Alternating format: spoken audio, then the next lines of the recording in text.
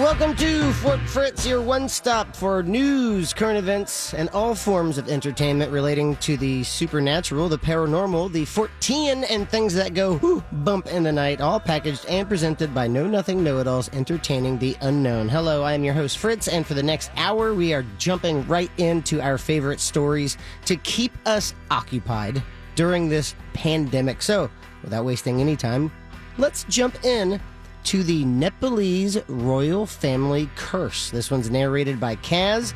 All you have to do, if you want more stories from Kaz, download the iHeartRadio app and search Fort Fritz. Clearly, you guys have never heard of the Nepalese royal family curse. I haven't. No, not at all. No. And it actually just came, it was 2001, so that was 17 years ago. That's a long time ago. That's a long time ago. 17 in years terms. since 2001. Yeah. According to the legend, about 200 years ago, Prithvi Narayan Shah was the initial founder of the Nepalese royal dynasty, the royal kingdom. He started by making conquest of smaller areas around him and kind of developing, how you do. Right. You take over the local areas. And then you look at your neighbor's plot and you go, I can kill my neighbor. Well, first you got to be like, hey, if I get into some beef, you got my back?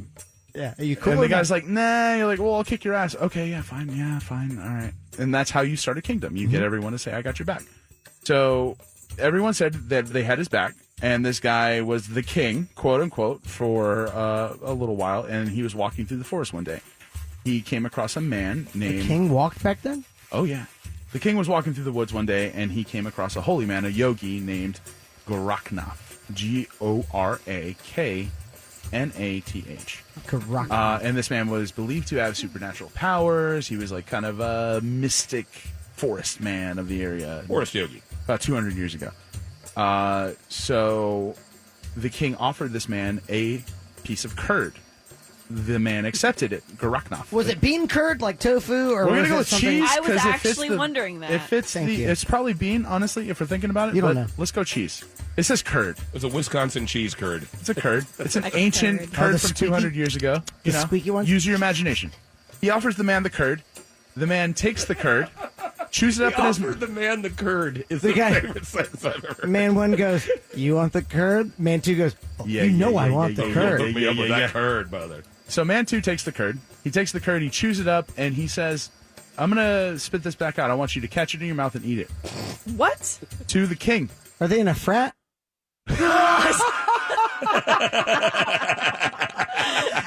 This is like Got him! like Frat boys. Hellenistic row. Is it? He offered to spank him, and then he made him pay him for He'd it. carry a Bing cherry in his butt for 12 meters. That Like, sounds Drink really a whole handle in 5 specific. minutes? So he spits the curd out, and the king refuses. The king says, "No, that's gross as shit. I'm not in on that." did it just hit him in the face? Or did he dodge it? No. It specifies the curd dribbled onto the king's 10 toes. He spit it out All onto 10. his feet. That was just Just a long... slid across all of them. It should have just hit 1 or 2 toes. It didn't have to hit all 10. So he was the king was repulsed by this, right? But the yogi was like, you know what? I curse you. I Why? curse you because he had the audacity to refuse the chewed up curd from a forest man. You, forest yogi. You guys are prudes, all right? The amount Why of would weird you shit you say that? put in You your looked at me mouth. and you pointed at me. The amount of weird you guys put in your mouths, and How you're gonna dare tell you. me that like a little bit of cheese in some weird like yogi's mouth is like way too weird for you. That you've never met before. Yeah, no. This man is the only one that's earned my respect. Thank you. Stranger danger. 200 years ago, you're safe. Unbelievable. All right, cheese from another man's mouth, safest thing you can eat. You're saying That sounds like a thing you would say. Like cheese from another man's mouth. Like cheese from another man's You mouth. ignore this, So you go have no the water. days of our lives. You must accept this truth. Like cheese from another man's mouth. let me just posit this, okay? Infectious diseases are communicable from the mouth. So basically, you In get the butt. everything. You get the entire profile of this man and his current infections spitting onto. He's a holy man. He's a yogi. You're goddamn right I am. Takes care of himself. That does. There's no scientific No, there's- backing in what you no. just said. There. This is a natural person, and they are eating Anyway. some cheese, and they're All right. offering it I've to him seen pictures in their of own like special ancient way. yogis, and I never thought, wow, they got great teeth. So he curses the king. He curses the king. He says, in 10 years, your entire dynasty will fall apart. Your family will fall apart. I curse you. And the king realistically, understandably, was like, that's a little harsh. That's a little much. Wow, That seems a little chill, much. man. Maybe if you were going to let me know ahead of time, then I might have done it. Like I didn't eat know, this cheese I didn't know or this happens. Right. I didn't know that was what was at stake. So anyway. He goes, do I get one mulligan? Can I get Leave my forest, he said with a spray of curd. So the king was like, all right, well, f it. So he leaves. So 10 generations. So cheese. Exactly. So 10 generations pass, but the 9th and 10th are in flux. They are alive at the same time. The king was the 9th generation, King Birendra. His queen was Aishwara, and his son was Prince Dipendra. They had nice little... From the land of the easy names. Dhirendra. I'm sure I'm butchering it. Obviously, as we do on Fort Fritz, I don't speak Nepalese or whatever it is that You're they so f***ing speak. uncultured. I know. I'm Likewise. sorry. Get it together. I feel like a piece of anyway. So the king and his son, the prince, are both very well liked. They're both extremely popular members of the royal family. They are well educated. They're public figures. And then tragedy strikes in 2001. Prince Dipendra, depending upon how you're mispronouncing it. It's a snipe. Enters the Narahanti royal palace in the Nepalese monarchy and murders 10 members of his family and wounds 5 others. Damn. During a party, which is apparently a monthly thing. They party monthly, which is badass. monthly It's party. like how they do it in That's monthly what they call murder it. party. Yeah. Just like a stabbing, like with a knife or... with guns. Okay. Go with several guns. Okay. Let's put it right here as the first point of mystery. 4 large guns. All right, 3 large guns and 1 handgun, let's say. So this is a prince of a royal family, well-liked, intelligent, educated. And then 10 members of this family murdered in a party. And the sad thing is that they would have been murdered if more of them had guns. So it's interesting that you bring that up because there's significant stories about the security detail on staff that night. This is the Nepalese royal family. There were other dudes with guns there that were supposed to keep the other, because they have problems with the Maoists. There's issues, there's political turmoil at the time, right? The security detail on staff that night were trained members of the military. These men were the secret service of the Nepalese royal family, right? Surrounded by these people, the man managed to kill King Birendra, Queen Aishwara, Prince Nirajan, Princess Shruti, his only sister, Princess Shanti, Princess Sharanda. So these are other siblings of the other members of the family. I guess they get royal titles. Kumar Kadaga and Princess Jayanti, as well as Prince Dipendra himself, because he died from a self-inflicted gunshot wound following the attack, is what we'll say. So Dipendra died, essentially, 3 days later. He was in a coma. He was crowned king during that time. Wow. During the 3 days that he was in a coma by his uncle, Gyanendra. Was it just like a ceremonial, you're now king and Yes. you're probably going to die kind of thing? So his uncle, released the official story from the Nepalese royal family saying that an automatic weapon was discharged. Automatic weapon, Jesus. An automatic weapon was discharged accidentally at a party, and that several members were dead, and that turmoil was happening, and Gyanendra, the uncle, was going to see us through this, right? So he had the dying prince / assailant crowned king, but then conspicuously, the royal doctor was barred from attending Prince Dipendra's bedside at the hospital for 3 days. This man was supposed to attend him medically to give, to resuscitate him or to give him treatment for gunshot wounds and etc. It was hospital staff only, 3 days. He was pronounced dead after the 3rd day, immediately rushed from the hospital to a funeral pyre. No autopsy. A funeral pyre? No. They burned his ass in 2001? It's Nepalese royal family, man. That's how they do. That doesn't explain what I just said. Totally They does. probably burn people in Nepal. Yeah. Probably. Old Dependra. He's dependable. Very dependable. Until he massacred his whole family. Allegedly. Allegedly. So, a two-man committee comprising of several other men who I'm going to butcher their names, so I won't even bother, but they're like representative of the Justice Department in Nepal, carried out a week-long investigation into the massacre. The investigation concluded after interviewing more than 100 people, including eyewitnesses and palace officials, that Dipendra had carried out the massacre. A large number of critics, Nepalese, both inside of Nepal and abroad, disputed the official report because many facts reported by the investigation seemed to contradict each other. One sticking, I guess, eyewitness quote was, of the very popular Dipendra, he can give up the throne for his sake of love, but he can never do this kind of thing. So one of the stories put forward of why he would have done this was that he intended to marry a woman who was of unsavory, I guess, quality to the royal family. A widower or no, she was like royalty, but she wasn't the right kind of royalty. She was like from a disputing class clan, or caste. yeah. Yeah. That had like relatives in another country and stuff. It wasn't as like royal as she should have been. She wasn't like perfect. But he was like, you know what? I don't care. There was a rich family, but it wasn't like royalty, like appropriate for him to marry. So he said, I don't care. I want to marry her anyway. And they told him, well, you're going to give up the throne if you do that. You're going to have to do that as a regular person. They would have to abdicate the correct. The throne. So that was kind of the contention point, and that's what they pinned it on. They said, okay, well, he was upset because he wasn't able to marry this woman, and that quote came out from that person. He can give up the throne for his sake of love, but he can never do this kind of thing. Meaning that several people who knew him. So, are you saying he could do anything for love? But he won't do that. But he won't do that. Oh, jeez. He won't do that with several guns at his own family's party.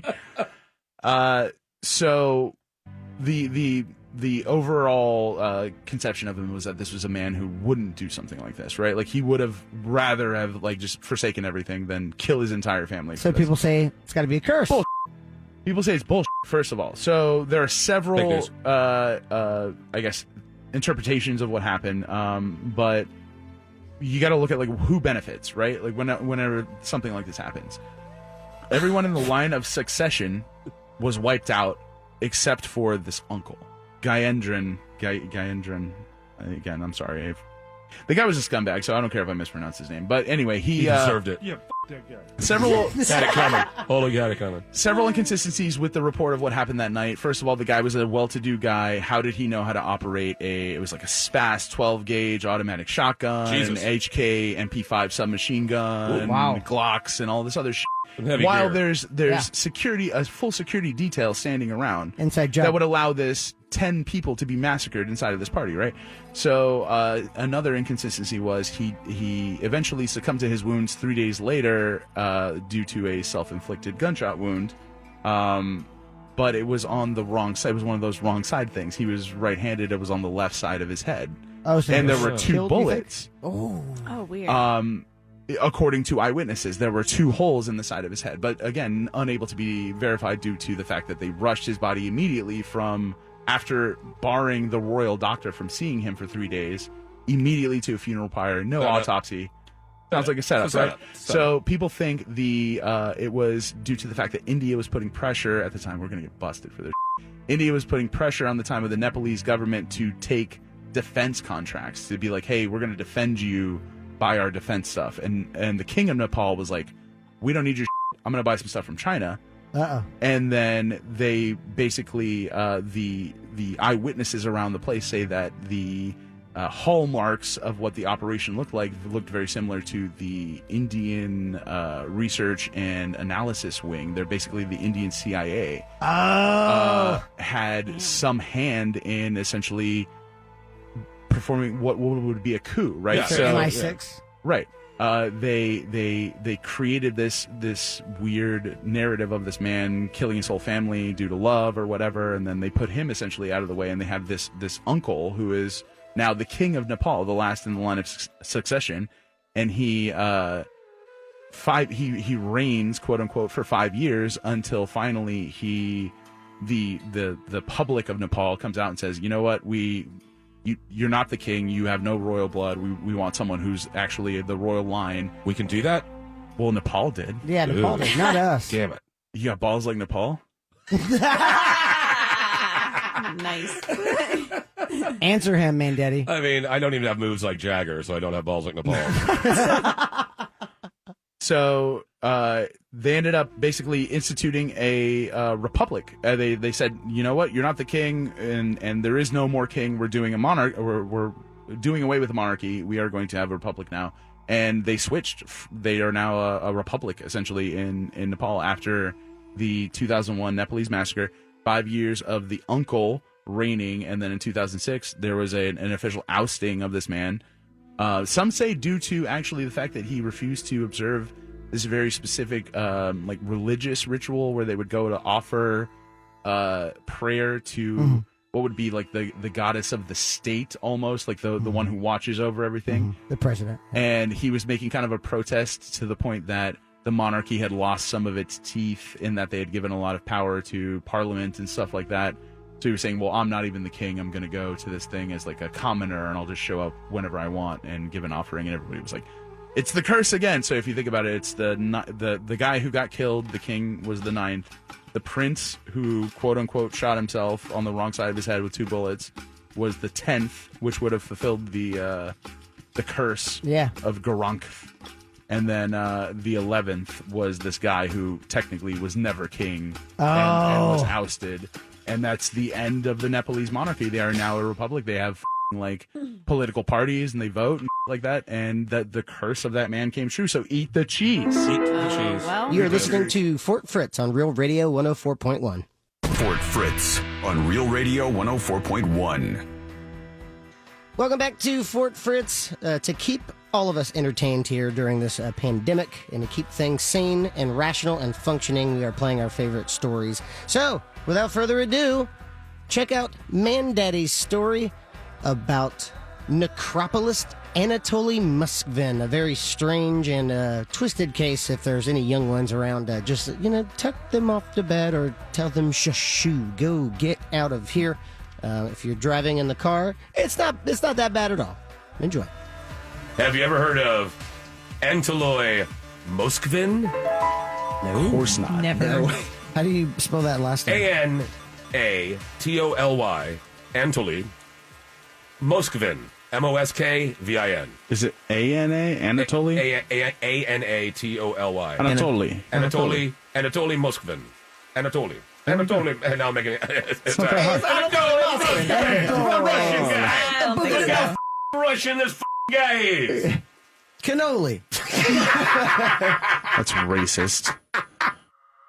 Anatoly Moskvin was born in September 1966 in Nizhny Novgorod. Sure. What does that deal with that? Nizhny Novgorod. Nizhny Novgorod. Yeah. Sure. Nizhny Novgorod. He was an academic and a linguist who spoke 13 languages. Nice. He was well known in academic circles. I didn't even know there were that many. Yeah, I think there's 16 or 17 total. Yeah. About that. He was well known in academic circles for his knowledge of Celtic history and folklore. He also had a deep interest in cemeteries, burial rites, death, and the occult. He has been described as a genius, but slightly eccentric. He led a solitary life, duh. Never married, duh. Lived with his parents, double duh. Jesus. They traveled most of the year. So he had his own little separate apartment that he lived in, and they were gone most of the year. And he was supposedly a virgin. He lectured at local universities, wrote several books, and contributed to different newspapers and publications. Okay. So he at least led a somewhat productive life as a citizen. Yeah, he was supposedly very intelligent. Yeah. And he described himself as a necropolist. He was a necropolist. Meaning... dead. Okay. City of the Dead? Necropolis. Necropolist. Not a necropolis, but a necropolist. He was also an expert on all the local cemeteries. Like this one. How so? An expert? It seems his interest in the dead began at a young age. When he was 12, he witnessed a funeral procession of an 11-year-old girl. Moskvin alleged that the participants forced him to kiss the dead girl's face. Ooh. He wrote, quote, An adult pushed my face down to the waxy forehead of the girl in the embroidered cap, and there is nothing I could do but kiss her as ordered. This interest in the dead would slowly become an obsession. Jeez. In 2005, a fellow academic and publisher commissioned Moskvin to summarize and list the dead in more than 700 cemeteries. Moskvin said that he visited 752 cemeteries on foot between 2005 and 2007, sometimes walking up to 20 miles a day. That's a lot of cemeteries, too, within 20 miles. 752 cemeteries? Oh, you got to think about World War II, how many Russians died in World War II. Yeah, probably something all over. like 24 million. Yeah, like a ridiculous amount, so I'm sure. This town that he's living in now, is it close to that that Western Front? Check a map. Just got the story. I didn't grab a globe. I'll just assume it's right next to Germany. So yeah, it's right there. He said that he would drink from puddles, spend nights in haystacks and abandoned farms. Sometimes he would sleep in the cemeteries themselves. He's really Huckleberry Finn in it. Like any true academic. Right? Yeah, he's just doing it right, just really getting in it. Getting a chance to have an adventure, like mom and dad are off on vacation. Go walk around, sleep in haystacks. I'm the graveyard tramp. Stealing apple pies off of windowsills. Hello, Mary. How are the children? Just like talking to gravestones. Dead, I presume. Oh. Even once he said he slept in a coffin that was being prepared for a funeral. So he really got into his job. Now, the work itself that he did complete is unpublished, but it's been described as unique and priceless. So his description and study of all these cemeteries supposedly was really well done. Spot on. Huh. Now, when visiting a forest, you should take only pictures and leave only footprints. I love that quote. But Moskvin took much more than pictures. Of course he did. On November 2nd, 2011, investigators visited Moskvin's home, seeking help with a series of grave desecrations in and around the area. What they discovered was shocking, to say the least. Desecrations? Yes, desecrations, opening of graves and doing of the whatnot. They found mummified bodies of 29 girls aged 3 to 12. Oh, no. The bodies were dressed in bright clothes and scarves. One was even dressed up to look like a teddy bear. Their faces were wrapped in light beige fabric, some with lipstick and drawn-on eyes. And there's a video you can see from inside his apartment where you can see some of the bodies in various spots, including one sitting on a shelf. Just, you've heard of elf on a shelf? How about a corpse on a shelf? Like a young child, like a doll? Like a 3-year-old, God. baby girl just sitting on a shelf, but it's all wrapped up and it's all a corpse inside, doll outside, basically. So so some graves were being tampered with, desecrated. How did they find this guy? Because he was known for being an expert on the local cemeteries and everything. They just didn't realize how closely associated with the cemeteries he was. So did they go for, ask him for help, and then they were like, oh, this is the dude? Yes, well, exactly. They went to talk to him, and also his parents had just recently come home from a vacation unannounced. They came home early, and that was the first time they had noticed there was something wrong. Because they look like dolls. Right. They don't look like, you don't automatically look at it and go, oh, that's a corpse. It looks like a weird doll. And so the parents were kind of like, we need to check this out. And so it just all happened to be a perfect storm that coincided. Oh, wow. Seems like you should have had the foresight to be like, all right, they tasked me with going out and checking out these graves, and now all of a sudden they're all messed up, and they're going to come back to me. Like, it didn't occur to him. This this brilliant academic guy, didn't have the foresight. He also seems like he's super weird, though. So maybe that never occurred to him, or you just don't have enough. You didn't watch enough TV gangster shows. Blame it on his lack of pop culture. Right, exactly. I feel like if he would have a little less grave robbing, a little more Sopranos, and this guy would be sweet. Yeah. Yeah, I think that's exactly what we've been saying that for years when it comes to grave robbers. Now, it seems that Moskvin researched mummification techniques. He dried the bodies using a combination of salt and baking soda, and then he would cache the bodies somewhere secure in a dry place around the cemetery. So he'd do this on spot. Once they were cured, he would take them back to his home. like that. They were cured. They're like cured like a sausage or jerky. something. That made me cringe. That was How long would he let them sit for? It depends on how long the body had been dead. If it was a fresher body, it would take longer. And he'd like the fresher ones, like we all do. Requires a delicate touch to cure it just right. Right. Here Like at Muscovine Farms, we lovingly hand package all of our doll baby corpse things. Making doll baby dead things since 2011. Making baby dead things.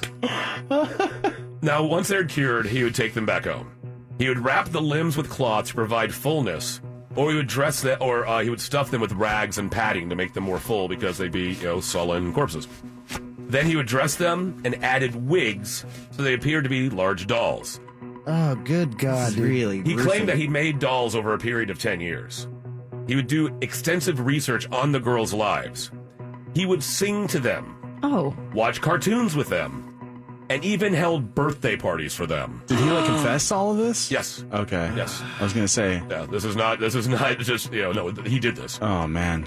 He felt that they could one day be brought back to life through either science or black magic. He felt that the bodies he created would one day house them when they returned to life because they're so desiccated now, they needed the extra wrapping to, almost like mummies. I just want to be the one to ask because I know we're all thinking it. I'm just gonna throw it out there. Was he a necrophiliac? No. Okay. He never He was just super did weird. anything sexual.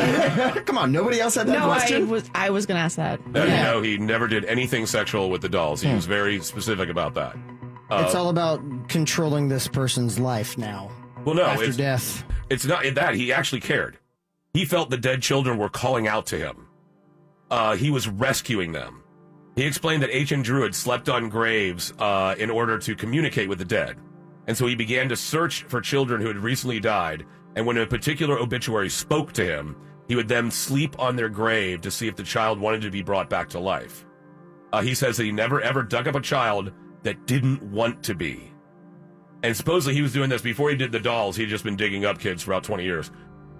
When he got too old to sleep on the graves is when he began to bring them home.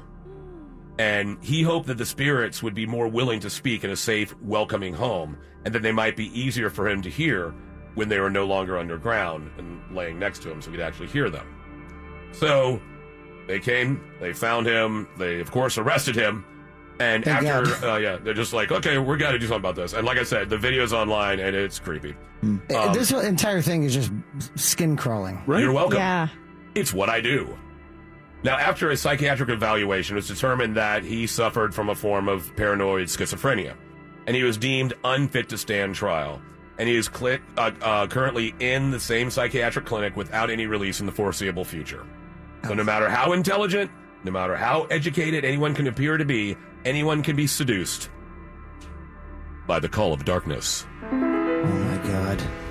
You're listening to Fort Fritz on Real Radio 104.1. Fort Fritz on Real Radio 104.1. Welcome back to Fort Fritz. This next story involves something that hit very, very close to home here in Florida. The Killer Clown and Marlene Warren. This one narrated by Nick Spry. A bunch of freaky, weird stranger clowns showing up at your door and just handing you things. That's totally dangerous. They're singing telegrams. What's the difference? Have you ever heard about the murder of Marlene Warren? No, Marlene Warren. Who's that?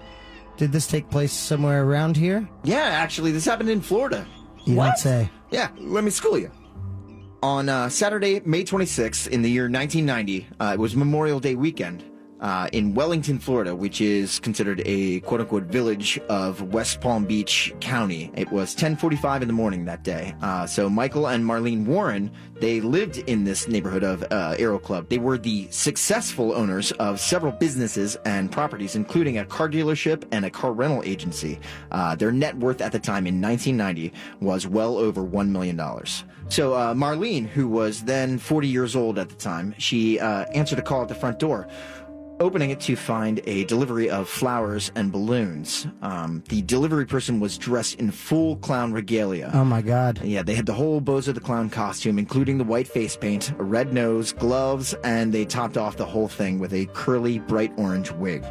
That morning, because of the holiday weekend, there was a group of family and friends over at the Warrens' house. Her son from another marriage, Joey Ahearns, he was 21 years old at the time. He recalls hearing his mother say, "Oh, how pretty," quote. She was accepting the flowers and balloons, and which one of them read, there was 2 balloons, "You're the greatest." Then Joey Ahearns, he heard the shot before he realized what had happened. The clown had silently raised its arm after handing over the packages and pulled out a .38 caliber revolver and fired a single shot directly into the mouth of Marlene Warren. Oh my God. Whoa. The guests rushed to the foyer and to find Marlene collapsed in a pool of blood. Her son, Joey, he ran outside of the door and saw the clown heading towards a white Chrysler LeBaron. It stopped and turned to face him, and he noticed that the clown had brown eyes, and then it turned back around, rushed off to the car, got in, and sped away. Now, suspicion might immediately fall on Michael Warren, as he would stand to gain the most from Marlene's death. And he was the husband? He was the husband at the time. He was not there that morning. Their valuable business and properties were both in Marlene's name, but he would be the sole benefactor if she were to pass. So the couple had been also having marital problems for some time, and Michael Warren, he had a valid alibi for that morning. While the clown was on their doorstep, he was actually en route to Calder Racetrack with some friends. He was in traffic on I-95. So he's got multiple people. That's a vouching very for him. common excuse for South Florida. I was in traffic on 95. Yeah, Couldn't right? have killed her. Yeah. Couldn't have killed her. I was in traffic. But the police, they still suspected his involvement somehow with the killing. So the police's other main suspect in the case was Sheila Keene. Keene and her husband, Richard, they ran a car repo business at the time, and they had been on the Warrens' payroll for quite some time. But when she was questioned by the police, Sheila said that she was in Boynton Beach, Riviera Beach, and Lake Worth. She was searching for cars on the repossessed list there. Sheila Keene was also the alleged other woman in regards to the Warrens' marriage. Employees and friends, business associates of the Warrens noted that Sheila and Michael had become extremely close over the past 5 months, and that they would often go to long lunches together. But about 2 weeks before the murder, they had been fighting or quarreling, and they were not as close as they had been. They hadn't been seen as much together. There was some, there's some drama there. There was some drama going on. This seems like a very normal Palm Beach relationship. Michael Warren, 5 months after Marlene's death, the police arrested him. The scrutiny that his business had been put under during the murder investigation, it unearthed enough evidence to charge him with 66 felony counts. How? Of fraud. All Yes, right. of fraud, including racketeering, grand theft, petty theft, and odometer fraud through the scheme that he was. That was a real That's a very subsection. specific Yeah. fraud. He was brought up on all of these charges, and then in August of 1992, a jury found him guilty of 43 counts of fraud and racketeering, and he was up against a possible maximum sentence of 237 years in prison. But a judge found that prosecutors were probably being biased in the fact that they couldn't put together a proper trial for this murder charge, He also and so had they were less being frauds than the first time. Well, Yeah, but why is he being charged for the murder? He wasn't. No one was ever charged, but they felt like that. So no prosecutors, one was ever charged no for this one was murder? ever charged for this murder. You It's have still got to be unsolved kidding this me. day. Sheila Keene eventually divorced her estranged husband Richard in 2000, and then 2 years later, she and Michael Warren were married in Nevada. Okie dokie. That's crazy. But I'm just saying, never know what a clown is going to bring to your front door. You're listening to Fort Fritz on Real Radio 104.1. Fort Fritz on Real Radio 104.1. Welcome back to Fort Fritz here on Real Radio 104.1. Hello, I am Fritz, and we are wrapping up tonight with something a lot of people might not even be aware of. Did you know that they were medieval zombies of Ireland? This one's narrated by Angela. Enjoy. Do you guys know about the zombies of Ireland? What? Arr. They come from everywhere these days, the zombies, right? I know. They're caravans. There's so many different flavors of zombie now. They're coming across. I have not heard of these zombies. Between 2005 and 2009, archaeologists working in Ireland dug up 2 8th century human skeletons that told a spooky story. The skeletons were exhumed at Kilchian, near Lochee, with stones stuck in their mouths. not from a natural progression of the Earth shifting, but intentional. Upon examining the remains, it seemed that this odd burial practice had something to do with the fear of zombies. It's interesting to note that sometimes when bodies have been buried for millennia, in this case, you said 8th century? 8th century. So that's the 700s. The 700s. Over time, there will be earthquakes in certain mountainous regions. Correct. So the idea that this was not something that just happened to fall into the mouths of these corpses, this was something almost like a you. Exactly. Take that, corpse. Very intentional. Like, not just rocks falling into the skeleton. Something was absolutely shoved Jammed into. in. So that they're There's like, probably like scratches along the side that you could say there was forced instead Correct. of, you know. Eesh. The study originally began as a survey of medieval churches in the County Roscommon in like the central northwestern Ireland region, and then became the largest research excavation in Ireland. Jeez. The team of archaeologists was led by Chris Reed, head of applied archaeology at the Institute of Technology in Sligo, Ireland, and Thomas Finnan of the University of St. Louis. In that span of 4 years, of 2005 to 2009, a total of 137 skeletons were recovered by this team. The researchers believe that about 3,000 skeletons are still buried from 700 to 1400 that are still underground right now. Wow. The site have revealed traces from the Neolithic, Bronze Age, early and later medieval eras. Old as hell. Old as hell. Children of the Earth kind of Yeah. era. Like Druids. Old as so hashtag old AF. Speak to the ants. The ants have split off into one faction that just want to build a wall to keep the other ants out. Of you? I'm not sure yet. There's a lot of questions around the wall, funding, who's gonna pay for this and all that. Sounds very divided. Things have been rough lately. These deviant burials, so we're talking about the two skeletons with stones in their mouths, were two men who were buried there at different times in the 700s. So they found like 137 skeletons, but two of them had these like stones like jammed in their jaws. Only two out of all those. Yeah. Okay. That's a pretty good zombie percentage, I guess. One man was between 40 and 60, they're not really sure, and the other a young adult around 20 or 30. They were both laid to rest side by side with baseball-sized rocks shoved into their mouths. wow. You gotta really push to get that damn thing in there. You ever try to bite a baseball? Actually, no, but You shouldn't. Were these jaws? Thank you for that PSA. The more you know. Never bite baseballs. Were the lower jaws disconnected Or are they from the snakes? skull? They can unhinge the yes, jaw. they were very mutilated. So this was not a very... I mean, obviously this was done after their death, You hope. but someone had some severe anger shoving these rocks in their mouths. Yeah, it's like a curb stomping almost. Jesus. One of them was lying with his head looking straight up. A large black stone had been deliberately thrust into his mouth. The other had his head turned to the side and had an even larger stone wedged quite violently into his mouth so that his jaws were almost dislocated. Oh my Whoa. god. So initially Reed, so this is Chris Need, one of the archaeologists, initially him and his colleagues thought that they had found a Black Death-related burial ground. Remains of individuals buried at the end of the Middle Ages with stones stuck in their mouths have hinted at vampire slaying rituals. It was believed that these quote-unquote vampires, individuals, spread the plague by chewing on their shrouds after dying.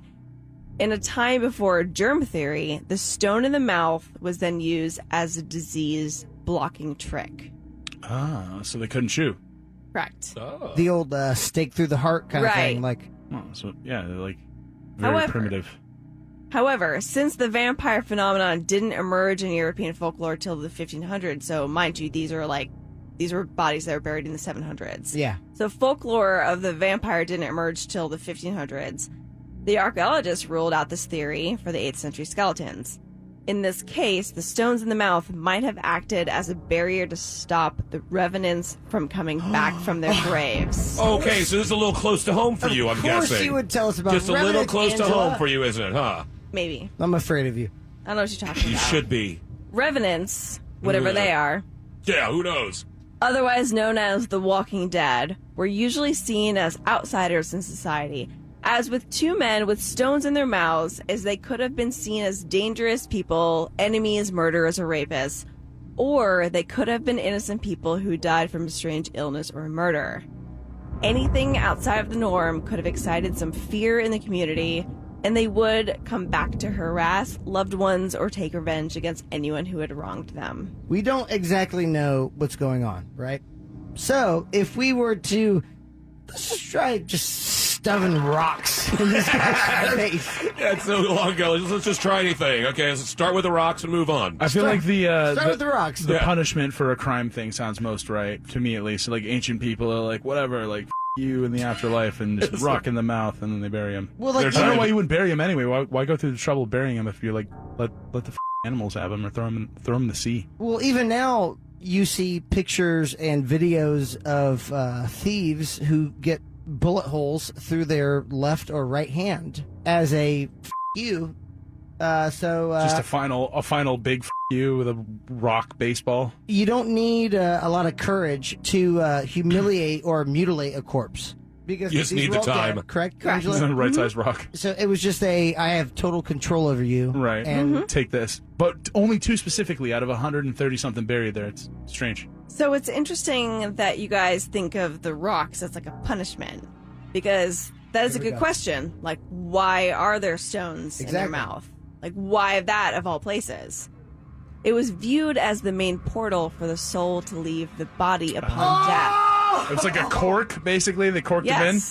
So sometimes the soul would come out, cork. the back of the body and reanimate it, or else an evil spirit could enter the body through the mouth and bring it back to life. So that was so it was double. So it was so your soul wouldn't leave your body, but also so that an evil entity couldn't get take it in. over. Dual purpose. So, honestly, this sounds kind of like, when the ants were bringing me stuff to put in my mouth, they were, like, always saying these weird things, like, take that, and chanting all this weird stuff. Oh, it sounds like it could have been like this. Like feeding you. Like, take that. Take that. Take that. Nourishing me and helping me. I think they're saying, take that! Take that! Was it rocks? Were they putting rocks inside of you? What kind of nutritional value is that? It was small. Like, often it hurt my stomach, whatever they were putting in there, but I honestly didn't have much of a choice. Little tiny ant rocks. We've subjected you to a terrible, terrible existence. very sorry I about apologize. that. This is really- like, I feel guilty. I'm still I okay with actually it. feel bad. He's like, I'm feeling all right. Yeah, see? Not so bad. This is nothing for him.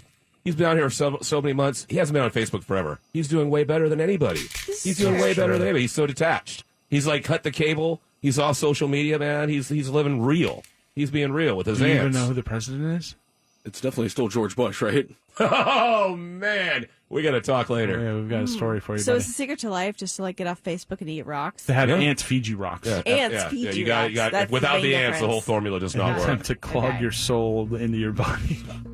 According to Christina Kilgrove, a biological anthropologist at the University of North Carolina, the burials dating is particularly interesting as it appears to predate historical records on revenants.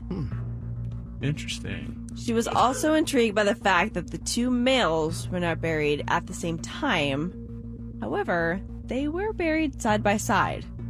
So There was a specific place to put these type of people. Exactly. So The rock mouths. it's a non-traditional manner, which suggests that these burials were not accidental or careless. There was an intention on having a specific plot for these potential walking dead. And Ireland isn't the only place where these types of burials have been discovered. Similar kinds of mutilations to dead bodies have been found in a deserted village called Warren Percy in North Yorkshire, England. Analysis of the bones dating from the 11th to the 14th centuries show that they appear to have been burnt and mutilated. Theories suggesting that the remains were cannibalized by starving villagers were debunked. Oh, God, thank God. At least that. At least that. And again, it was discovered that these practices were aimed at stopping corpses from rising up their graves and menacing the living. So it's happened before. They're like, okay, we need to stop this from happening. This is happening in like multiple places. Let's just try to stop all that. Anybody got any rocks? I mean, if you think about it, this is medieval times, right? Right. And Need you a have place where the people fight and you get the cheap food. Medieval times. yeah, and there's a hawk and a falcon that flies around, and you get like Pepsi. It's great. So a grog of Pepsi. I've been there multiple times.